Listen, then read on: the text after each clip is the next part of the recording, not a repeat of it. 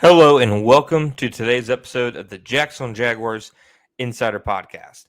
My name is John Shipley. I am your host and beat reporter, and I've been your beat reporter covering the Jacksonville Jaguars every single day for On SI since August 2019, and we are continuing to march forward through another offseason together. As always, you can find our 100% free 24/7 boots on the ground coverage of the Jacksonville Jaguars each day on social media such as Facebook and Twitter when you follow us at Jaguars on SI. And you can also find us at www.si.com/NFL/Jaguars. All right, everybody. Welcome to today's episode of the Jacksonville Jaguars Insider Podcast. Today, we are going to talk about Jacksonville Jaguars defensive end Travon Walker. Travon spoke after Tuesday's OTA practice, said a lot of interesting things. And on top of that, there's also, a ranking put out this week. I know, like, these things are designed to generate this, like content be derivative and, directly reflective of it. But there is nonetheless a ranking that, we're going to discuss. But ultimately, today's episode is a Travon Walker-centric episode. I think it's gotten to the point where Travon, honestly, you can probably say things have played out exactly how the Jaguars, the regime that picked him, Trent Baalke, Doug Peterson, etc., thought it would when they picked him in 2022. It was met with a lot of criticism. It's still met with a lot of criticism because he's not Aiden Hutchinson, which that's a fair point. He's just pressure-wise, sack-wise. Yeah, through 3 years, even with Hutchinson's injury, Hutchinson has the edge. But that in no way makes Travon somebody who wasn't worthy of being a top pick. Doesn't make him a bad player or anything. I think it's gotten to the point where he's not just the most underrated player on the roster, but probably one of the more underrated defenders in the NFL. And I'm surprised that I think that, because if you had asked me after his rookie year if I would ever think that, I would have said no. I am not nearly as patient in my evaluations as I probably should be. And after his rookie year, I was not expecting Travon Walker to have the trajectory that he now has. And like I said, I think that the previous Jaguars regime, the ones who handpicked him and ensured that, he came to Jacksonville and was their top priority in that draft, I'm sure they saw it as, okay, a guy who's going to start slow and then get better next year and then get better the next year and then continue to do so because he's still really young, is a leader off and on the field, zero concerns in terms of work ethic, character, and is also one of the more athletic, players at his position to ever come through the combine. And that's what happened with Travon. Rookie season, I think even, they and he would admit, wasn't great. I think, 3.5 sacks.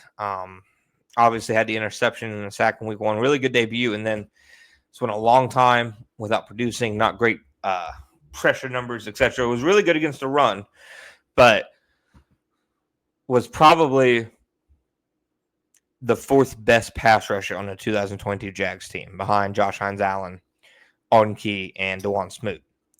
But fast forward a year, 2023, and he got a lot better. His pressure numbers got better. His, obviously run production still remained high. His sack numbers, rose up. He hit double-digit sacks. I was on record saying, during and after his rookie season, while I thought he would develop into a good player, I didn't know if he was ever a double-digit sack guy, and he's now done so in 2 of his 3 seasons. Is Travon Walker, Myles Garrett, or Michael Parsons? He's not. I don't think anybody would even make that argument. But, per example, Pro Football Focus, put out their top 32 edge defenders. Josh Hines-Allen came in at number 11. 32 guys, and Travon wasn't on it. Nick Herbig with the Pittsburgh Steelers was, and even in the blurb on him, they're like, yeah, he is absolutely useless against the run, but he's a good situational pass rusher. That's not a top 32 edge defender in the NFL. Run defense still matters. If teams could have Travon Walker or Zadarius Smith in next week's game, even with Zadarius still being a solid pass rusher, they would take Walker. Abdul Carter, has the skill set to be a really good pass rusher and to be up there in that top 15, top 10 range, but has a guy who hasn't played a single NFL snap done enough to be considered a top 20 edge defender when a guy with 20 and a half sacks over the last 2 years isn't even on the list? And I concede that Travon still, while it's improved, still doesn't have great pressure numbers. He had a lot better stretches last year. He's obviously impacting the quarterback more. I think you can clearly see his skill set's grown. He himself has said that obviously it was a transition going from his role in the Georgia Bulldogs defense to playing edge defender in the NFL. It was a big swing by the Jaguars, but it's hit so far. It's absolutely hit. And he's a guy who, like I said, I don't think he's just the most underrated Jaguar. I think, if he's been excluded from lists like that, he is, just based on perception, one of the most underrated defenders in the NFL. And I think he's in for a good year this year. And reasons, I think that, for one, at OTAs, he looks like he's in the best shape I've seen him in his career. And he's always looked like, obviously, he's in great shape. He is an alien, as an athlete. But, he said I think he's down 3 pounds from last season. But he's, looks completely just transformed from even a year ago, I'd say. And he was a big dude a year ago. And then, everything you hear about how the franchise feels about him. And these are all new guys, not the guys who took him at number one. New coaching staff, new coordinator, new position coach, new general manager, new head coach, new EVP. But everything you hear from inside the building from anybody associated with the team is that everybody loves the guy. And that he's somebody who they want to build around. And like Travon, to me, his contract situation is a lot like Trevor Lawrence to me in the sense of, I don't know what day will get done, but I have no question that eventually, he's going to sign a deal and that the Jaguars are going to keep him around in Jacksonville for a long time. He didn't seem overly too concerned about it at OTAs, more or less said his agent takes care of all that stuff. But to me, it's very clear he will eventually sign a big money extension to remain with the Jaguars. They see him as a core pillar of the franchise. So he's somebody who they're going to lean on a lot this year. A lot. And the fact that, again, I think he's in the best shape that he's been. Like I said, he was asked how much weight he's lost. He said, quote, "I probably lost 3 pounds as of now. I've worked on my body composition since we got back." And then he was asked if he could feel the extra weight last year. It was very clear a lot of Jaguars defenders were noticeably bigger last year. And he was asked if he could feel it. And he said, "I'm not going to use that as an excuse, but I felt like it took a little bit of a toll on me closer to the end of the season. It has its pros and its cons." So obviously, even he, is more or less saying that he feels like he's ready to go.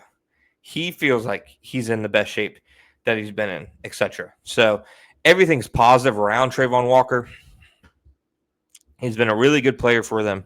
He's exceeded my expectations when they drafted him. I had him, I think, as like, I don't remember exactly where, like my 6th or 7th best player coming out of that class. I had Thibodeau as my number 1 edge. Swing and a miss. Hutch number 2 and Walker number 3.